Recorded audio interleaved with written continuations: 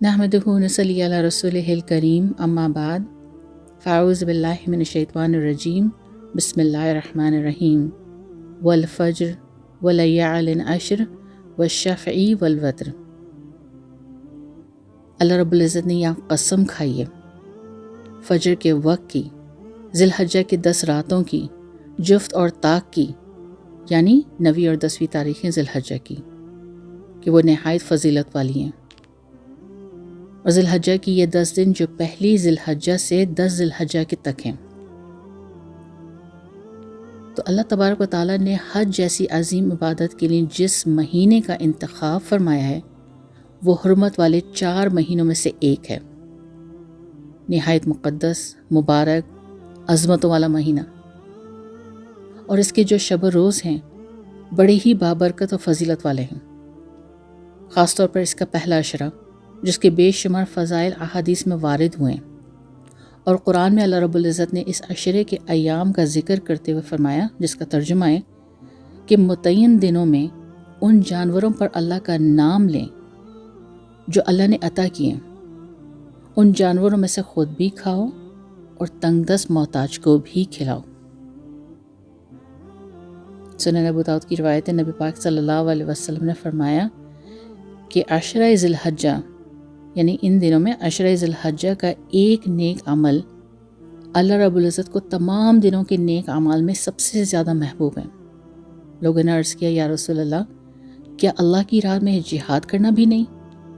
آپ صلی اللہ علیہ وسلم نے فرمایا، جہاد بھی نہیں، مگر ایسا شخص جو اپنی جان اور مال کے ساتھ اللہ کے راستے میں نکلا اور پھر کسی چیز کے ساتھ واپس نہ لوٹے، یعنی شہید ہو جائے۔ تو اس حدیث مبارکہ سے معلوم ہوتا ہے کہ اس مبارک عشرے میں کیے جانے والا ایک چھوٹا سا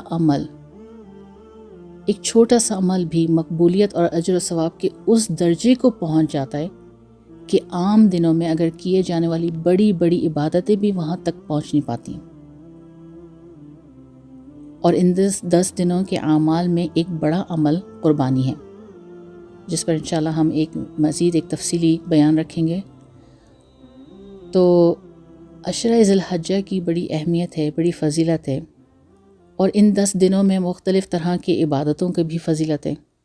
علامہ حجر عسقلانی رحمۃ اللہ علیہ لکھتے ہیں کہ عشرہ ذی الحجہ کی یہ امتیازی حیثیت اس بنا پر ہے، یعنی کہ عشرہ ذی الحجہ کو وہ امتیازی حیثیت حاصل ہے، اور کس بنا پر حاصل ہے؟ وہ اس لیے کہ اس میں مختلف قسم کے اہم عبادتیں جمع ہوتی ہیں، جیسے کہ نماز، روزہ، صدقہ، حج، جبکہ کسی اور مہینے میں یہ ایک ساتھ جمع نہیں ہوتی۔ اور یہ بات سچ ہے، اس لیے کیونکہ ہر مہینے میں 11 مہینے دیکھے جائیں تو آپ روزہ بھی رکھ سکتے ہیں، نماز تو ہے ہی پڑھنا، صدقہ کر سکتے ہیں، لیکن حج نہیں کر سکتے سوائے اس ایک مہینے میں۔ تو یہ واحد وہ مہینہ ہے جس میں تمام عبادتیں جمع ہو جاتی ہیں۔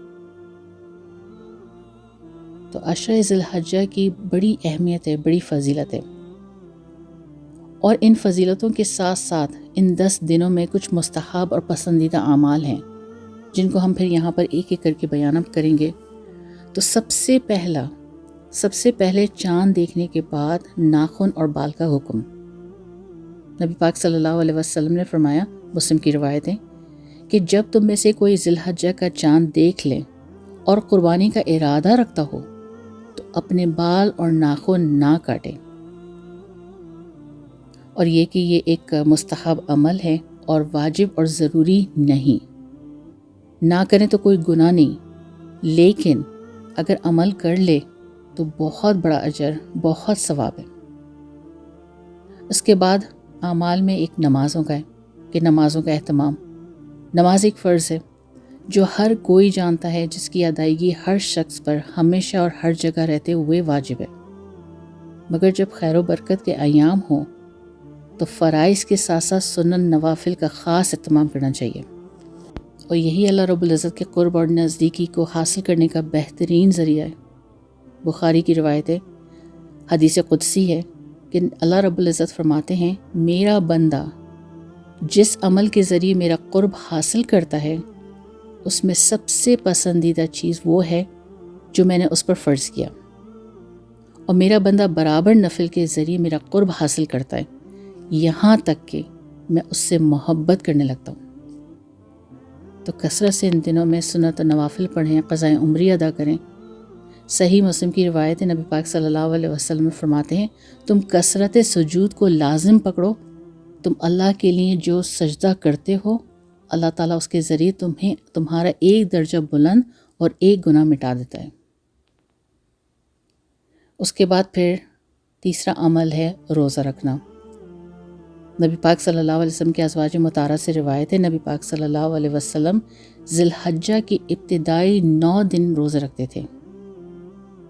اس عشرے میں روزہ رکھنا یہ انتہائی پسندیدہ عمل ہے، مستحب عمل ہے، اور خاص طور پر 9 ذی الحجہ کا روزہ، اور یہی عرفہ کا دن ہے۔ عرفہ کا یہ دن بڑی فضیلت والا ہے، جس دن حاجی لوگ جو ہیں میدان عرفات میں وقوف کرتے ہیں۔ حاجی اور غیر حاجی سب کے لیے یہ بڑی فضیلت والا دن ہے۔ نبی پاک صلی اللہ علیہ وسلم نے فرمایا کہ بہترین دعا عرفہ کے دن کی جانے والی دعا ہے۔ نبی پاک صلی اللہ علیہ وسلم نے فرمایا کہ کوئی دن ایسا نہیں ہے جس میں اللہ تعالیٰ یوم عرفہ سے زیادہ بندوں کو آگ سے آزاد فرماتا ہو۔ یعنی یہ دن اس اعتبار سے بڑی فضیلت اور عظمت والا اور نرالی شان والا ہے کہ اس میں اللہ تعالیٰ مسلمان پر اپنی خاص رحمت فرماتا ہے، ان کو عذاب سے آزاد کرتا ہے، اور اس دن اللہ تعالیٰ اپنے بندوں سے قریب ہوتا ہے اور فرشتوں کے سامنے اپنے بندوں پر فخر فرماتا ہے۔ نبی پاک صلی اللہ علیہ وسلم نے فرمایا کہ حج تو دراصل عرفہ ہی ہے، اور ایک بات جو سمجھنا ہے اور ضروری ہے کہ غور سے یہ بات آپ لوگ سمجھیں کہ غیر حاجی جو اپنے اپنے ملک میں بیٹھے ہوتے ہیں وہ اپنے ملک کے طلوع اور غروب کے اعتبار سے کریں۔ یعنی جس دن ہمارے یہاں 9 ذی الحجہ کی تاریخ ہوگی وہی ہمارا یوم عرفہ ہوگا۔ سعودی کے چاند کے اعتبار کر کے وہاں کی تاریخ کے حساب سے یوم عرفہ کا روزہ رکھنا صحیح دلائل کی روشنی میں مناسب نہیں، کیونکہ اس سے آپ کے یوم عرفہ سے آپ محروم رہ جائیں گے، کیونکہ جس دن ان کے یوم عرفہ ہوا اور اگر ہمارے یہاں نہیں ہوا تو پھر ہم تو اس سے محروم ہو جائیں گے۔ تو اس دن روزہ رکھنا یہ بڑی فضیلت کا ہے۔ اس کے علاوہ صدقہ خیرات کریں، زیادہ سے زیادہ کریں۔ خوشی کے ان لمحات میں جہاں اپنے اہل و عیال کو یاد رکھتے ہیں، اسی طرح پڑوسی کو، تمام مسلمان فقراء مساکین کو یاد رکھنا چاہیے کہ وہ بھی ہماری خوشی میں اپنے لمحات کو اس میں شامل کریں۔ تو زیادہ سے زیادہ صدقہ خیرات کریں۔ اور پھر عشرہ ذی الحجہ کے اعمال میں ایک عمل جو ہے وہ تکبیر تشریق ہے، اور تکبیر تشریق 9 ذی الحجہ کی فجر سے لے کر 13 ذی الحجہ کی عصر تک، یعنی تکبیر تشریق کا وقت کب سے؟ 9 ذی الحجہ کی فجر سے 13 ذی الحجہ کی عصر تک ہر فرض نماز کے بعد ہر بالغ مرد اور بالغ عورت پر ایک مرتبہ کہنا واجب ہے۔ مرد حضرات کچھ بلند آواز سے پڑھیں جبکہ عورتیں آہستہ آواز سے پڑھیں۔ اور تکبیر تشریق کے الفاظ کیا ہیں؟ اللہ اکبر، اللہ اکبر، لا الہ الا اللہ واللہ اکبر وللہ الحمد۔ تو یہ تمام عشرہ ذی الحجہ کے فضائل اور اعمال ہیں۔ اللہ پاک ہمیں ان دنوں کے تمام خیر و برکت اور جو ان کے مسنون اعمال ہیں ان پر ہمیں عمل کی توفیق نصیب فرمائے۔